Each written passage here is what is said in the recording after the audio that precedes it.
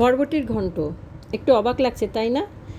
হ্যাঁ, আমি এই রান্নাটা শিখেছি আমার এক দাদা সম্পর্কে ভাসুরের কাছ থেকে। উনি ছিলেন অবিবাহিত, ইনোভেটিভ রান্না ছিল ওনার প্যাশন। উনি কলকাতার বাইরে থাকতেন, মাসে 2-1 বার কলকাতায় আসতেন আর সঙ্গে নতুন রেসিপি। এটা 90s কথা বলছি, যখন মোবাইল ইউটিউব ছিল না। নতুন কোনো রান্না মাথায় নিয়ে আসতেন আর আমায় দিয়ে করাতেন। এমনই একটা রান্না বরবটির ঘন্ট। একদিন বাজার থেকে বরবটি নিয়ে এসে বললেন, এটা কুচি কুচি করে কাট। আমি আমার সাধ্য মতো কুচি কুচি করে কাটলাম। এরপর বললেন, এটা একটু সেদ্ধ করে নে বা ভাপিয়ে নে। আমি তাই করলাম। জল ছেঁকে নেবার পর বললেন, ভুলে যা, ওটা বরবটি।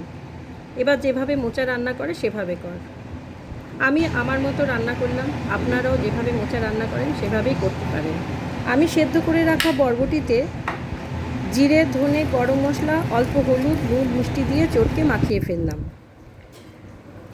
এবার কড়াতে সামান্য তেল এবং ঘি দিয়ে আস্ত জিরে, শুকনো লঙ্কা, আস্ত গরম মশলা, তেজপাতা ফোড়ন দিলাম। অল্প একটু মৌরিও দিলাম, এতে গন্ধ ভালো হয়।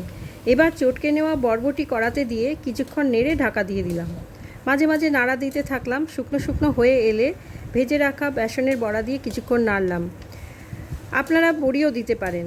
দিলাম নারকেল, একটু ঘি, একটু কিশমিশও দিলাম, খেতে ভালো লাগে। এখন তো হাতের কাছে মিক্সি এসে গেছে, এখন হাতে এত কুচিয়ে নিই না, একটু বড় বড় করে কেটে মিক্সিতে একটু কুচিয়ে নিই, তারপর ভাপিয়ে নিয়ে জল ছেঁকে নিই। না ভাপালে কেমন একটু গন্ধ গন্ধ করে। আপনারা হয়তো এই ধরনের রান্না অনেকেই করে থাকেন, বা যারা এখনও করেননি এভাবে রান্না করে খেয়ে দেখতে পারেন, বেশ ভালোই লাগে। নুন মিষ্টি ঠিক হলে আবার কি। রান্নাটা কেমন হলো খেয়ে জানাবেন। ভালো লাগলে লাইক, কমেন্ট, শেয়ার, সাবস্ক্রাইব করার অনুরোধ রইল। ভালো থাকবেন।